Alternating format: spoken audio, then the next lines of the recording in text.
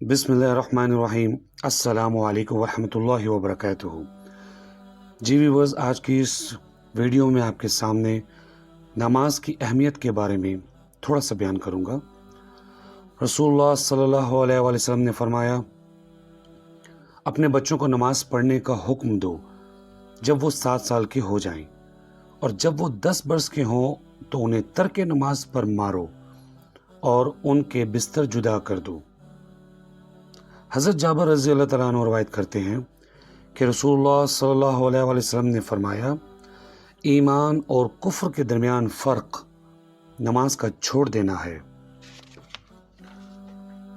حضرت بریدہ رضی اللہ تعالیٰ عنہ روایت کرتے ہیں کہ رسول اللہ صلی اللہ علیہ وآلہ وسلم نے فرمایا، ہمارے اور منافقوں کے درمیان عہد نماز ہے، جس نے نماز چھوڑ دی پس اس نے کفر کیا۔ حضرت ابن عمر رضی اللہ تعالیٰ عنہ روایت کرتے ہیں کہ رسول اللہ صلی اللہ علیہ وآلہ وسلم نے فرمایا، جس شخص کی نماز عصر فوت ہو جائے تو گویا اس کا اہل اور مال لوٹ لیا گیا۔ حضرت بریدہ رضی اللہ تعالیٰ عنہ کہتے ہیں کہ رسول اللہ صلی اللہ علیہ وآلہ وسلم نے فرمایا، جس شخص نے نماز عصر چھوڑ دی پس اس کے اعمال باطل ہو گئے۔ حضرت ابو ہریرہ رضی اللہ تعالیٰ عنہ روایت کرتے ہیں کہ رسول اللہ صلی اللہ علیہ وآلہ وسلم نے فرمایا، 5 نمازیں ان گناہوں کو جو ان نمازوں کے درمیان ہوئے مٹا دیتی ہیں، اور اسی طرح ایک جمعہ دوسرے جمعہ تک کے گناہوں کو مٹا دیتا ہے، جبکہ کبیرہ گناہوں سے اجتناب کیا گیا ہو۔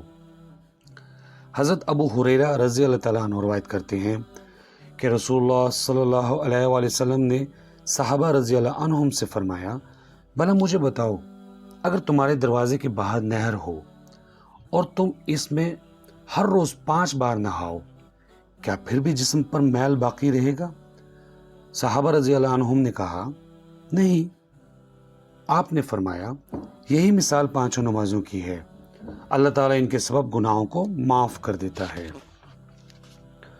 حضرت ابو ذر رضی اللہ تعالیٰ عنہ سے روایت ہے کہ رسول اللہ صلی اللہ علیہ وآلہ وسلم جاڑے کے موسم میں باہر نکلے، پت جھڑ کا موسم تھا۔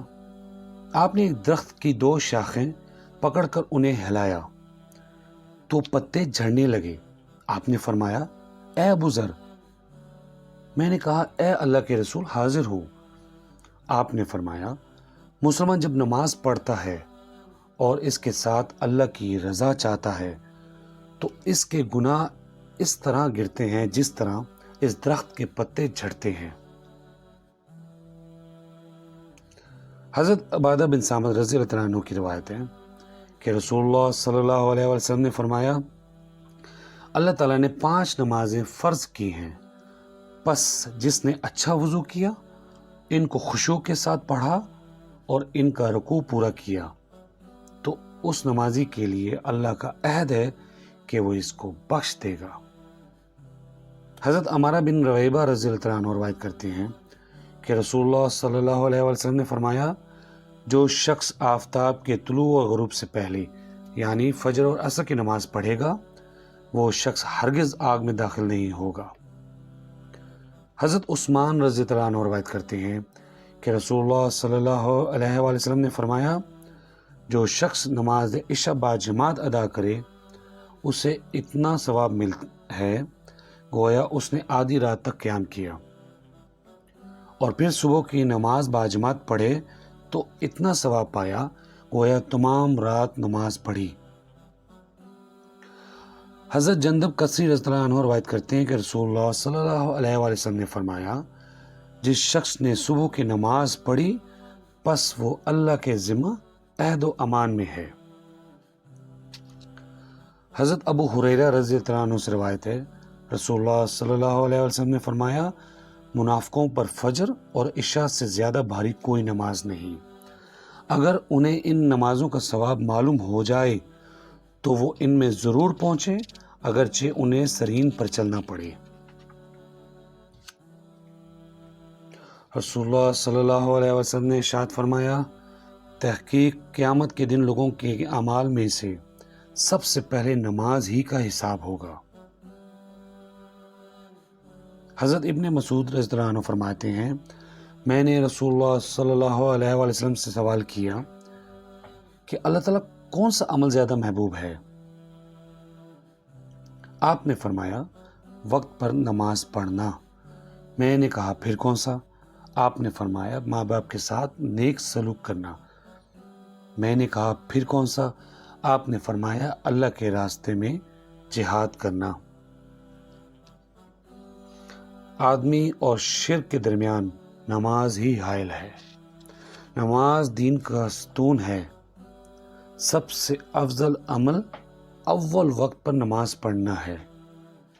جب آدمی نماز کے لیے کھڑا ہوتا ہے تو رحمت الہی اس کی طرف متوجہ ہو جاتی ہے۔ حضرت انس رضی اللہ عنہ روایت کرتے ہیں کہ رسول اللہ صلی اللہ علیہ وسلم نے فرمایا جو شخص نماز بھول جائے یا سو جائے بس اس کا کفارہ یہ ہے کہ جس وقت اسے یاد آئے یا بیدار ہو اس نماز کو پڑھ لے۔ اس حدیث سے معلوم ہو کہ اگر کوئی شخص نماز پڑھنی بھول جائے اور اس کا وقت گزر جائے تو جس وقت یاد آئے وہ اسی وقت پوری نماز پڑھ لے، اور اسی طرح اگر کوئی شخص سو جائے یا صبح آنکھ ہی ایسے وقت کھلے کہ سورج طلوع ہو چکا ہو تو جاگنے والے کو اسی وقت پوری نماز پڑھ لینی چاہیے، اور اس پر کسی قسم کا کفارہ نہیں ہے۔ قضائے عمری والے مسئلے کی شریعت میں کوئی اصل نہیں، لہٰذا یہ بدعت ہے۔ کسی صحیح حدیث سے ثابت نہیں کہ فوت شدہ نماز کو دوسرے دن اس کے وقت پر پڑھا جائے، بلکہ نبی کریم صلی اللہ علیہ وسلم کے فعل سے بالکل واضح ہے کہ نیند سے بیدار ہونے پر فوراً نماز ادا کی جائے۔ لہٰذا قضا نماز کی ادائیگی کے لیے اس کے بعد والی نماز کے وقت یا اگلے دن اسی نماز کے وقت کا انتظار نہیں کرنا چاہیے، بلکہ ایسے شخص کو صرف توبہ و استغفار اور نیکی کاموں میں سبقت لے جانے کا اہتمام کرنا چاہیے۔ جی ویورز، میری اللہ سے دعا ہے کہ اللہ تعالیٰ مجھے اور آپ سب کو نماز کی اہمیت کو سمجھنے کی توفیق عطا فرمائے، نماز کو وقت پر پڑھنے کی توفیق عطا فرمائے۔ انشاءاللہ نیکسٹ ویڈیو میں نیکسٹ ٹاپک کے ساتھ آپ کے سامنے حاضر ہوں گا۔ تب تک لیے مجھے اجازت دیجیے۔ السلام علیکم ورحمۃ اللہ وبرکاتہ۔ سبحان ربک رب العزت